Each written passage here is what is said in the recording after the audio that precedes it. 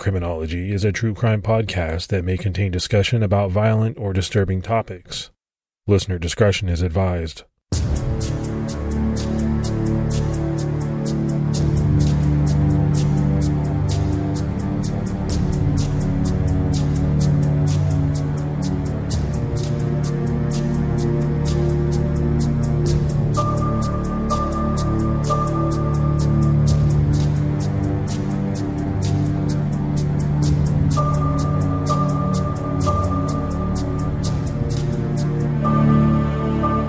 Hello, everyone, and welcome to episode 186 of the Criminology podcast. I'm Mike Ferguson. And this is Mike Morford. Mr. Morford, what's going on with you, buddy? Not too much, just hanging out, doing a little bit of home Christmas shopping from the computer, trying to get everything caught up and ready for the holidays. How about you? Oh, well, you know, my wife, she does basically holiday shopping all year round. I feel as though we have 2 or 3 packages that hit the house every day. Yeah, we're big Amazon fans, so we're always getting something delivered, and my wife and I always have to race and see if it's for her or is it for me, and then half the time it turns out it's for the kids anyway. Right? Yeah, same here. All right, we have some Patreon shout outs, so let's do those. We had S. Vidya, Ronald Martin, Melissa Fowler, Sarah Pike, Susan Avia, Candace Wolf, Anya Walsh, and then Becky Muling jumped out at our highest level. So that's a lot of great new support. We really appreciate it. Yeah, we can't thank you enough. That means a lot to us. And the fact there's so many people willing to help support the show, it goes a long way to helping us get it out. And anyone that would like to support Criminology can do so by going to patreon.com/criminology. So just a reminder, while we're in the midst of the holiday season, we're also getting closer and closer to CrimeCon Vegas. CrimeCon Vegas is happening April 29th to May 1st, 2022. And we're hoping that a lot of listeners will be there to hang out with us and visit us on Podcast Row. But don't wait to make your plans because time is running out. And if you're going to come say hi to us in Vegas, you might as well save a few bucks in the process. Go to crimecon.com to get your badge to CrimeCon Vegas, and at checkout, use our promo code Criminology to save 10% off your standard badge.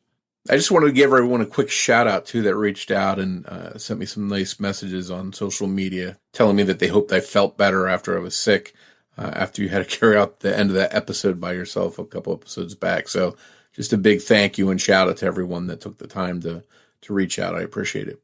Yeah, that's amazing, man. You know, when we started this podcast years and years ago, what's it been, 4 years ago, more something. It's one of the things I never dreamed of, you know, that we would have such a large audience and that the fans would be so amazing. You know, we get so many messages and emails and, you know, it's all encouraging and it just blows me away. Yeah, we've become so friendly with a lot of the people that you're sort of like a big family, and people take the time to, you know, just reach out and send you a message and say, hope you're feeling better. Just, it goes a long way to making you appreciate everything that you have with the podcast. All right, Morph. So let's dive into this episode. We just mentioned, you know, the holidays are upon us, and this is a tough time for families who have an empty chair at their family gathering due to a loved one who has gone missing. One of those families is the family of Monique Figueroa, who's been missing from Southern California for 6 years now. Monique Michelle Figueroa was born on May 11th, 1987, and grew up in Southern California in a place called Little Rock, an unincorporated desert community of around 1,000 people, located almost 70 miles northeast of Los Angeles. Monique was active in church and Sunday school, and by all accounts was a tomboy who loved playing with the boys, riding motorcycles, riding in monster trucks, and getting dirty. She was manager of the boys' baseball and wrestling teams at Little Rock High School. It was while she was in high school that Monique met and fell in love with a young man who was a fellow student at Little Rock. The pair were inseparable, and according to multiple published articles, Monique's family thought of the two teens as soulmates that would spend the rest of their lives together. Tragically, the young man Monique was dating would die young before the pair was able to get married. His death was a shock to everyone, but especially to Monique. And as a result, her life would take a very different path. Monique tried to move on, meet new people, but she got mixed up with the wrong crowd, a crowd that included a criminal element.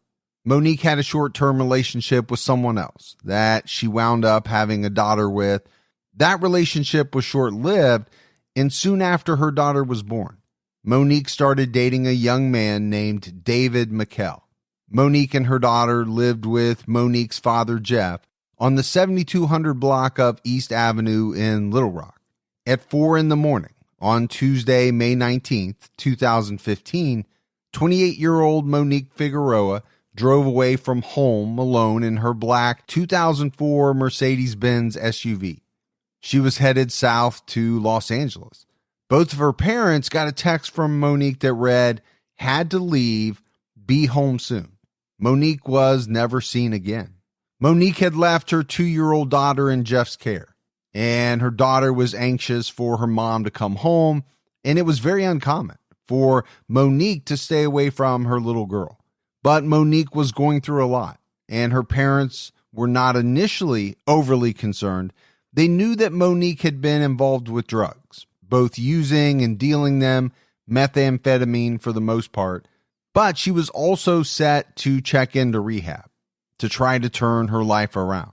What they didn't know, what only came to light later, was that before Monique checked into rehab, she wanted to make one last big sale, something that would set her and her daughter up financially as she tried to make a fresh start after rehab, perhaps in another state, maybe Arizona or Nevada. When Monique didn't return home and the day she was supposed to go to rehab passed, her family became really concerned. They wondered if the texts that came to them from Monique's phone were really from her. This sounds like a situation where someone is getting ready to do some life-altering improvement. They're going to try hard, but they want to get this one last thing out of their system. I think some people, maybe when they go to rehab, say, I'm going to do one last whatever it is. It's sort of like when you're on a diet, maybe when you're trying to change your life through diet, you're like, I want one big last meal before I try and do this. So it sounds like Monique was really prepared to make some kind of change that would improve her life and her daughter's life, and unfortunately just never got the chance. Well, I do think you see that more when people are trying to quit something, whatever it is. You know, you mentioned diet. I've done it before. Okay, I'm going to go on a diet Monday, but the weekend before, I'm going to eat all my favorite foods because I know I'm not going to have them for a while. I've seen it with smokers. Okay, this is my last pack. Not throwing the pack away, but I'm smoking the rest of the cigarettes and then I'm quitting. I know these are not quite apples to apples type analogies, but you do see that quite a bit. Monique's family began reaching out to her friends in an effort to figure out where she was. Some people thought she was hiding out voluntarily to avoid rehab, but others felt Monique was looking forward to getting clean. At a loss and growing more worried, on May 23rd, 4 days after he last saw her, Monique's father, Jeff, reported her missing. By this time, calls to Monique's phone were all going straight to voicemail, and there had been no sign of her at all. Monique had never been gone for a whole night before. Jeff later told the Daily Beast, "She was never out overnight. That's why I filed the missing persons report, because she never missed coming home. Never." On May 30th, Monique's black Mercedes-Benz was found in Juniper Hills, California, about 7 miles south of her home in Little Rock. The car had been hidden in an abandoned shed, and it was damaged as if it had been run off the road at some point. According to police, there were signs of foul play inside the vehicle, but they didn't elaborate.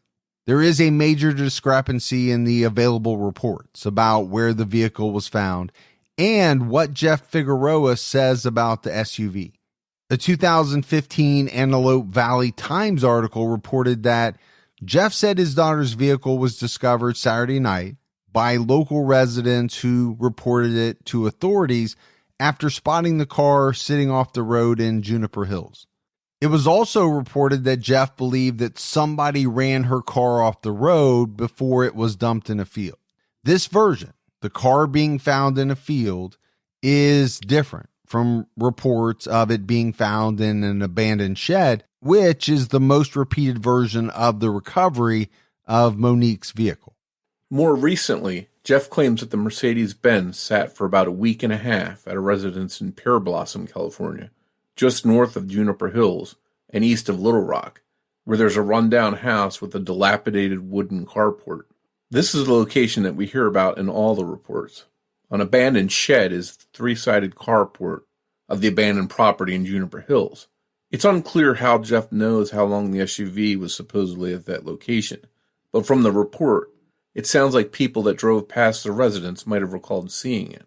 So I think despite the details being a little bit murky about exactly what was found, the thing that really jumps out to me is that the car was found without Monique, and the police noticed that there were signs of possible foul play, and they didn't elaborate. So her family had to be worried at that point in finding her car with signs of something going down, shady apparently. Yeah, I don't think there's any doubt that a family would be worried. Number one, because your loved one didn't come home. Now, I do question why it took 4 days to file the missing persons report. That's one thing that has kind of jumped out at me already in this story. I don't believe, Morf, that Jeff has really ever elaborated why 4 days, but I'm not blaming him. It just is it's a question that kind of has jumped out at me. If Monique never ever missed coming home, why 4 days?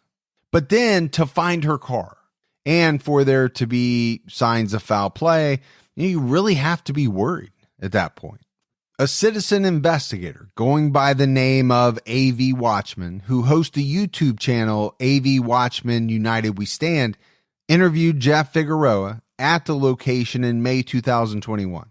In the video interview, it was claimed that Monique grew up with kids who used to live in the now abandoned house.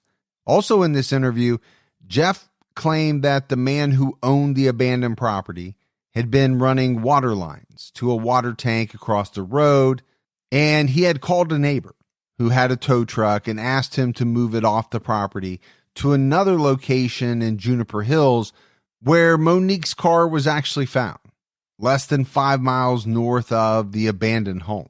Jeff says that the house across the street from this second location is owned by the same man who owned the abandoned property in Pear Blossom, and that the neighbor with the tow truck lived in this area in Juniper Hills. And adding to the mystery here, Jeff claims that the house next to the area where he says the car was dumped and found belongs to a sheriff's deputy. If Monique was the victim of foul play, this would be a very brazen thing to do if someone knew that the deputy lived there. But there seems to be deeper implications coming out of this interview, maybe more of a cover-up of some kind. The story leading up to Monique's disappearance is convoluted. And part of why, before her car was found, some people believed Monique was simply in hiding, perhaps fearing for her life. On March 11, 2015, a couple months before Monique went missing, a resident in Lancaster, California called in a tip to police.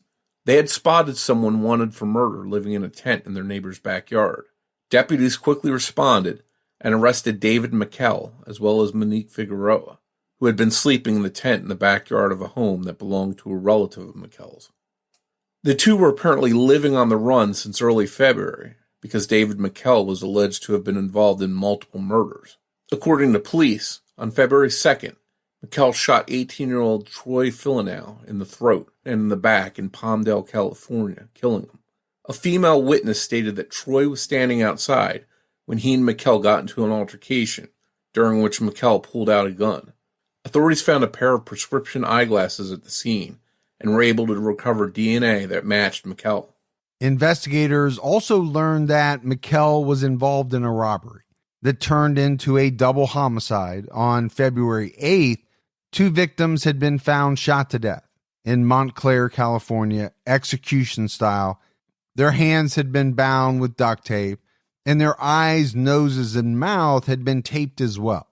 At least $48,000 in cash and close to 20 pounds of methamphetamine was stolen during this robbery. At the time, police believed the third victim had been murdered elsewhere after running from the scene. There was blood at the scene from the third victim, who had been shot in the head and whose throat had been slashed, but witnesses had seen him run off. This victim later turned up alive. He had fled the scene despite his injuries because he had an active warrant and didn't want to be there when the police arrived. The third victim had been driven to Mexico, where he received medical treatment and hid out from his attackers. For her part, Monique was arrested for possession of methamphetamine with intent to distribute.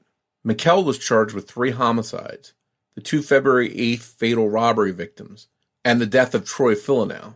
Police wanted Monique's cooperation in the investigation, but she wouldn't speak to them. Monique's family bailed her out the same day she was arrested. Since Mikkel's charges were more serious, his bail was much higher and he remained in custody. One of the last public posts on Monique's Facebook page was a group of inspirational quotes like, "If it is important to you, you will find a way. If not, you will find an excuse. And will it be easy? Nope. Worth it? Absolutely." These were posted on February 9th, just 1 week after Troy Filanow was shot and killed in Palmdale, and the day after the fatal burglary in Montclair. It's unclear what this was about, but some of the comments back and forth hinted that Monique might be a snitch. Monique's friends and family say she was not going to cooperate with the police investigation, though. Jeff claims that before she disappeared, she told him that she planned to keep her mouth shut because she was afraid of some people that thought she was a snitch. Lieutenant Steve Jouch of the Los Angeles County Sheriff's Department told Dateline NBC that Monique refused to cooperate in that investigation. And because of this, he didn't think that the idea that she may be a target for revealing information in a murder was accurate. But despite Monique telling people she wasn't going to cooperate and police backing up that story, some people may still have been worried that she might change her mind. We've seen how one person talking can lead to the downfall of a lot of desperate people. In episode 141 of Criminology, the murder of Jessica Chambers, we mentioned how Jessica was found badly burned next to her car, which was still on fire, and that Jessica tried to give information about her attack before she died. The investigation into her death resulted in the arrest of 17 suspected members from 3 different gangs. Jessica's mother recalled her being afraid of someone and telling her that people thought she was snitching, but she wasn't. Like Monique, Jessica wanted to get a fresh start after going to some sort of treatment or counseling program. She wanted to be a nurse someday and maybe write a book about her life, something else that could have made gang members or criminals connected to her nervous. Someone might have had a good reason to want to silence Monique, since she may have had information about multiple murders, and they were worried that she would eventually break her silence. And we mentioned earlier how Monique's life sort of took a new track when her high school sweetheart died and she got mixed up with the wrong crowd. And I think it's clearly evident that this man she wound up dating is clearly bad news. He's connected to 3 murders, and it was so bad that he stayed in jail. He couldn't even get bailed out. So, and now she's worrying possibly about being a snitch and some of his associates. And there's all these rumors going around, and then she ultimately vanishes. So her getting mixed up with the wrong crowd is definitely a bit of an understatement. These are some very dangerous people. Yeah, I think a lot of times when you say, okay, so-and-so got mixed up with the wrong crowd, all right, you're thinking they're doing some pot. They're, just doing some things that they had never done before, maybe wouldn't have done or tried if they had not met these people. This is at an entirely different level, Morf. These are some extremely dangerous people and, some of the most serious crimes that you can commit. And I think it's scary to think about, being in that situation, the situation of knowing what people have done and thinking that those people believe that you might go to the cops. That would be scary because you know what these people are capable of. we talked about 3 murders. In your mind, is it impossible to think that another murder, your murder, could occur to try to keep individuals out of jail? I don't think it would be that hard to figure that out. Yeah, it seems like a very bad situation to be in, one that would have you worried and frantic. And what's worse is perhaps she didn't have information, but because these people assumed she did, or assumed she was going to talk about whatever she knew, they may have had motive to silence her. And in the end, she may not have been planning to talk at all, or might not have known anything. The interview that Jeff Figueroa did with AV Watchman seems to imply that Monique was deliberately set up to look like a snitch by the police. The term that the AV Watchman cameraman used was that police will, quote, put a jacket on you so that word travels, and then next thing you know, people believe the police over you. The cameraman said this could be a scenario of what happened with Monique Figueroa. And Jeff Figueroa, standing next to him in the interview, didn't disagree. Jeff also stated, and the interview is kind of chopped up due to editing, and, unfortunately the winds of the desert make it very hard to hear. But Jeff stated that when Monique was arrested and charged with drug dealing, she did go to court to try to fight the charge, only to find that suddenly there were no charges. And I think more to someone worried about Monique talking, going to talk to police, coming home with no charges could certainly look like maybe she was working with the police in exchange for freedom or a lesser sentence or the dismissal of all charges.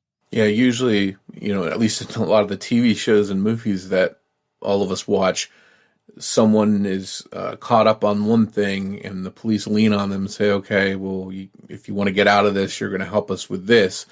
And before you know it, the person is cooperating and trying to cut a deal. So it might easily look to people that she was cooperating and somehow did something to get those charges reduced or eliminated.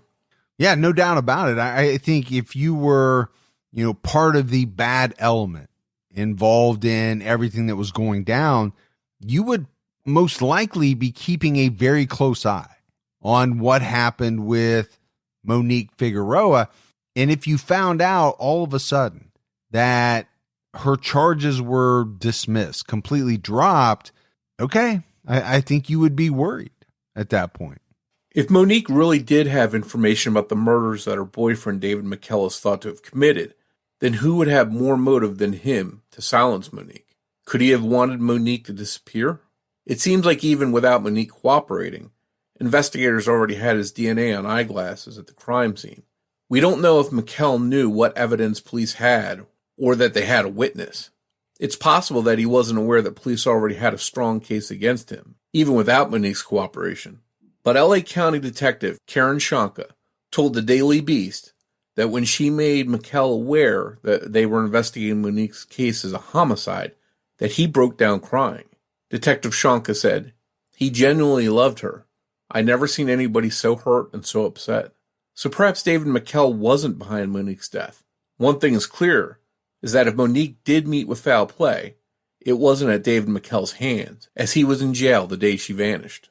Investigators learned that Monique had delivered $20,000 to an associate of hers in Los Angeles as part of her last big drug deal before checking into rehab. A friend last heard from her just 20 minutes before the plan dropped. Monique said she was almost there and would call back soon, but she never did. So, I think more of the evidence here is pointing in all different directions. The phone call to a friend puts Monique about to make a drop and then never making it back from meeting with her associates. A successful drop of $20,000 and her car back in the Little Rock area would mean that Monique completed her transactions and was almost back home when something happened to her. 3 days before she headed out for this last job, Monique called David McKell and asked him for help.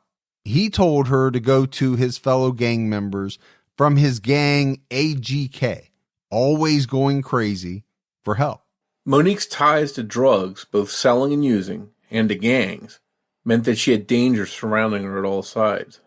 While Monique was initially just using methamphetamine, she soon realized that if she sold it, she'd be able to support her own habit basically for free and make extra money. So we have a possibility that Monique could have been killed in a drug deal gone bad, or perhaps overdosed on drugs, and whatever happened, her body was disposed of. We also have the possibility that Monique was caught up with dangerous gang members who were worried she would rat them out, so she was killed to silence her. Neither the drug connection nor the gang connection worked in Monique's favor. Although Monique repeatedly said she wasn't going to work with police, David McKell decided he was going to cooperate with investigators. He offered to talk to people he knew and find out what happened to Monique, but he soon received an envelope in the mail with a photo of his mother and his children inside. Someone didn't want him to talk, and they were very clear that they knew who he loved and exactly where they were. After that, he reversed his position on cooperating and refused to help police in any way. Now here's a guy that we know clearly isn't a good guy, but he seems to have maybe genuinely cared for Monique and he wanted to try and help. But then he tries to do the right thing and all of a sudden he's getting threats against his family. That's got to be a impossible situation to be in, knowing that on one hand you could help, but on the other hand, someone you love might be killed as a result of that help. Well, and it also speaks to the fact that just because a person is in prison, it doesn't mean that they can't be intimidated, right? So this is not someone inside the prison physically intimidating David McKell. This is simply something mailed in, meant to be a threat to say, hey, you may be on the inside, but you have people on the outside who you love, who you care about. Don't do what you're thinking about doing, or else these people will be harmed. In 2016, police received the tip that Monique's remains were buried somewhere in the 11,000 block of Pear Blossom Highway in Palmdale, California. Authorities searched the area with officers, an inmate work crew, and a mini excavator. Cadaver dogs and scent dogs were also brought in and apparently hit on a scent about 15 feet from where there had been previous searches with the mini excavator. Jeff Figueroa also helped search the area, but still nothing was found. Ever since Monique vanished, many people have wondered, and some still do, if her disappearance was at all related to the disappearance of 26-year-old Michelle Russ from nearby Quartz Hill, California. Just 2 years earlier, Michelle was a young woman in the Antelope Valley with a young child just like Monique on May 9th, 2013. Michelle Russ had seemed depressed, but by the evening, she seemed to be feeling a little better. She had told a relative she was going out with people she met earlier that day, but her family told her not to, and she just stayed home. She tucked her young son into bed that night, but then she disappeared. She was last seen sometime between 11 and 11:30 p.m. Police believe she voluntarily left that night, but that something prevented her from coming home against her will. There is no known gang activity in Michelle's history, at least not any that is publicly known, but her family did state that she was very easily influenced by other people. In August 2016, the Los Angeles County Board of Supervisors offered a $20,000 reward for information related to the disappearance of Michelle Russ, but to this day, no credible leads have been generated. While the drug and gang angles in Monique's case seem like a solid road to go down and consider, there are other possibilities. Perhaps Monique crossed paths with a serial killer type and met a violent end. Another possibility, although there's no evidence to support it, is that Monique vanished of her own free will. A vigil was held for Monique on October 8, 2016, with an event called Poker Run for Monique Figueroa. Some people accepted Monique's fate, despite her body not being found. And more, if you know, in these types of cases, we often run through different possible scenarios. The serial killer angle, or just the plain killer angle, is always there. An unknown killer, and then someone making the decision to vanish is always there as well. What really makes me kind of discount that theory here is Monique's child. With everything in the research that has been written about Monique and her relationship with her daughter, I just can't imagine that she would voluntarily leave her daughter. I think that's tough for a lot of parents to come to terms with, that someone would be willing to do that. But if your life was in danger, then by connection, that would most likely mean that her daughter's life was in danger as well. And that could be a different scenario. I could see where a parent might make that decision in order to keep a child safe. And this even sounds like a situation where perhaps Monique, if she had some really huge information that might help with some major investigation, there could be some kind of witness protection program where she goes and gets a new identity. But if that was in play, would she really do that and leave her daughter? Why wouldn't she take her daughter with her? So to me, it makes it seem as if something happened to her and she didn't do this. She didn't disappear willingly. Yeah, I think if witness protection was involved, there would have been a way to take her daughter with her. So, as in most of these cases, I tend to discount the left on their own accord. When we're talking about these victims, to me, it usually points in the direction of foul play. And I think it does here as well. In 2017, LA County Sheriff's Department Detective Karen Shanka told the Daily Beast that Monique's disappearance wasn't a mystery and that she just needed evidence to prove her case. She stated, "I know what happened and I'm working to recover her body and put my evidence together." I think, Morf, by this time it was clear that authorities believed that Monique was not just missing, she had been murdered.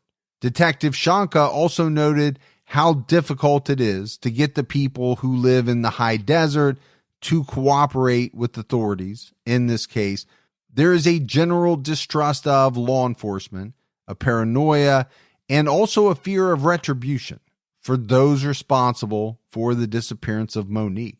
Later that same year in December, David McKell pleaded no contest to murder charges and was sentenced to 25 years to life in prison.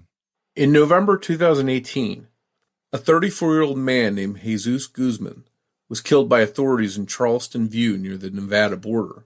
At the time, he was suspected in a homicide and wanted for questioning in 7 more, including an attempted home invasion involving the theft of a large amount of marijuana.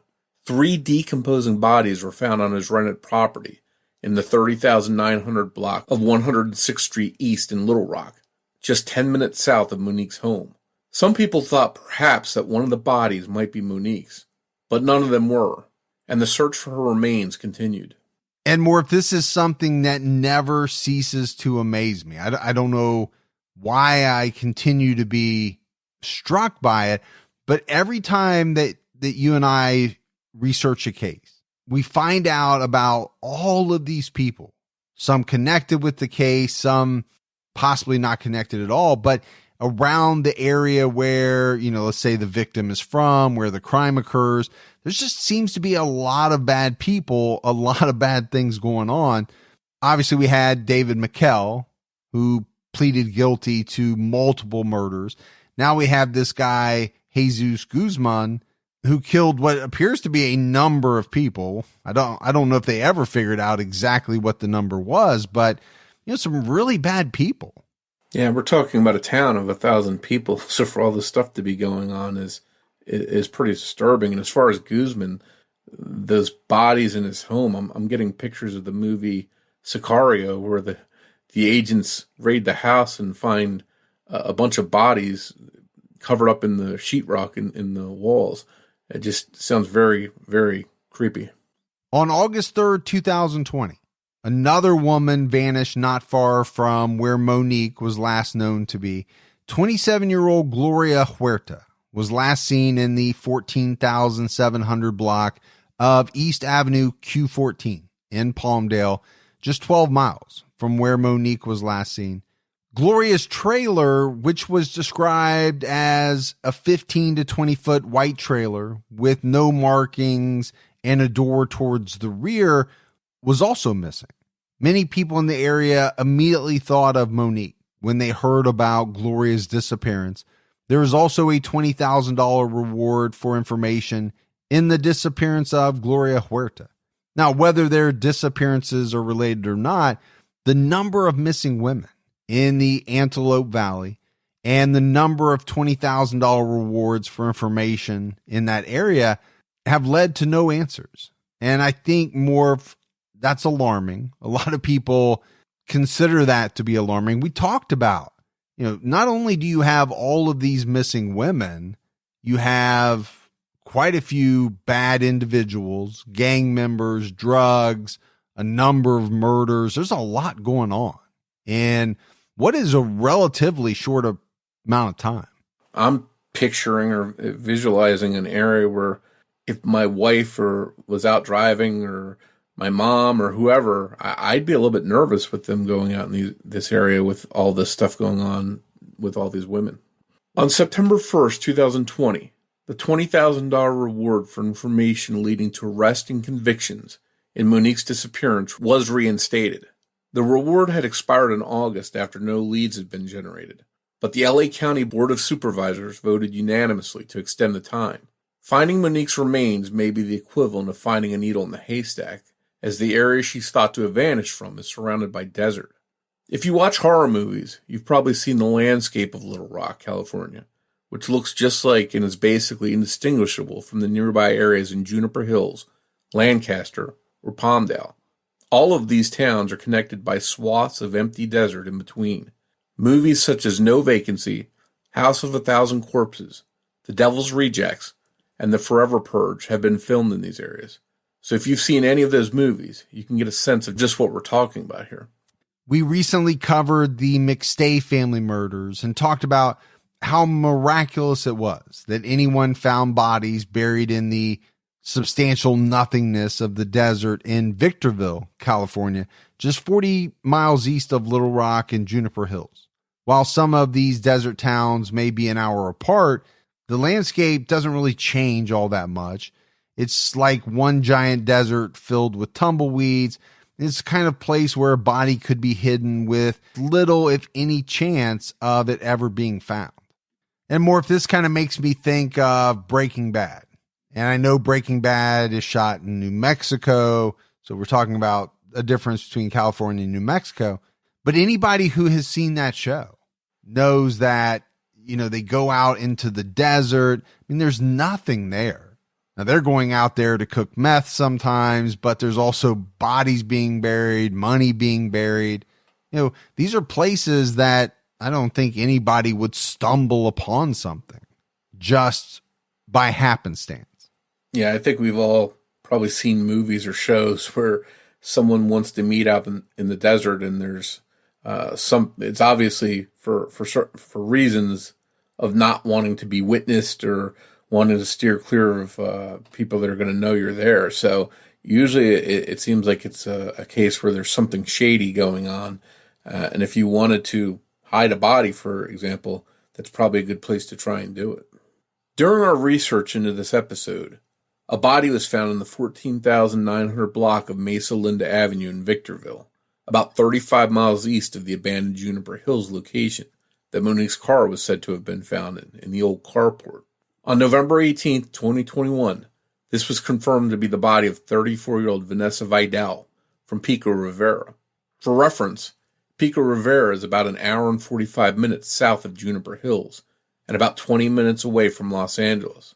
While many people thought that Vanessa's remains might actually have been Monique's, the fact that yet another discarded woman was found after going missing in that area drives home just how troubling it is that so many women in that area of California have apparently met with foul play.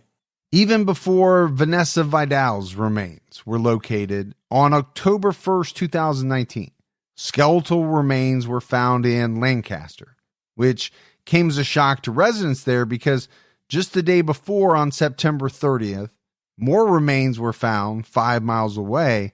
So we just talked about it, right?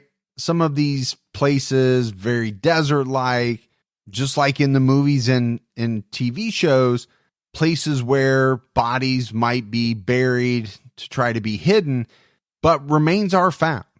So you have to ask the question, will someone stumble across Monique's remains one day out in a lonely section of desert? Or I think against the odds, Morf, could Monique be out there someplace alive? You know, we talked about that.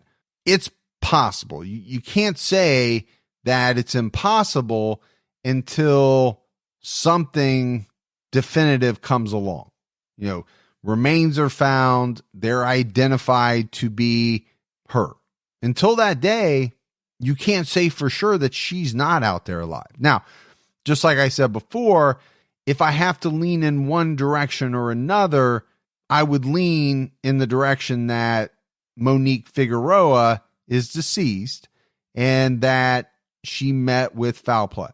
But there's no doubt Monique's family wants and deserves to know what happened to her. Monique's daughter is today living with and being raised by Monique's dad, Jeff Figueroa. There are multiple social media accounts focused on Monique's case, including on Instagram and Facebook, as well as multiple Reddit and web sleuth threads. If you have information about the disappearance and presumed murder of Monique Figueroa, you are urged to call the Los Angeles Sheriff Department Cold Case Unit and Detective Karen L. Shanka at 323-890-5621, or you can call Crime Stoppers at 800-222-TIPS. So, Morf, as we wrap up this case, it's an interesting one. It's tragic. Obviously, anytime someone disappears and it appears that they were murdered, that's a very tragic situation. Here's a young woman who had a young daughter. That adds to the tragedy. She left behind other family members as well. But I think what makes this case different than some that we do is Monique's connection to the drug world, to, you know, gang activity, and this theory that she was silenced because of what she knew, and possibly because someone or people felt as though she was going to turn on them, implicate others in criminal activity. Yeah, and I don't want to sound like I'm blaming Monique for her whatever happened to her in any way, but I think it's clear that when you surround yourself with dangerous people doing dangerous things, there's a risk that you're going to get mixed up or swept up in some of that stuff, and whatever violent stuff is going on might make its way to you. And I get the feeling that that's what happened with Monique. I think someone silenced her for whatever reason, and which is unfortunate because she leaves a little girl behind. Her parents are wondering what happened to her. And what really jumps out to me is how things have a ripple effect. She had such a great young life going and was promising coming out of school, had a relationship with someone she was in love with who died young, and her life just took a different direction after that and brought her down a path that she might not have been headed down had that not happened. Yeah, I mean, I completely understand what you're saying. I don't see that as victim blaming at all. I think that's a fact that, you know, when you surround yourself with dangerous people, when you engage in dangerous activities, there is a chance that the danger comes back to you. I just think that's a cold, hard fact. And it doesn't mean, though, that she should have been killed. Nobody is saying that, you know, she deserved to be killed or, you know, whatever ultimately happened to her. It's just that the chance of that, I think, goes up exponentially the greater the danger of the activities that you're into. Yeah, and I think odds are probably stacked against it happening, but I hope that if Monique did meet with foul play, that the person or persons that had a role in that and may have ended her life hopefully somehow, some way, they're identified and they're punished for what they did and they don't get away with this. Thanks goes out to Sonny Landon for writing and research assistance in this episode. As always, if you love the show, but you haven't done it yet, take a minute, go out, give us a rating. You can leave a review. Keep telling your friends. That word of mouth about the Criminology podcast really goes a long way. If you want to find us on social media, we're on Twitter with the handle @CriminologyPod.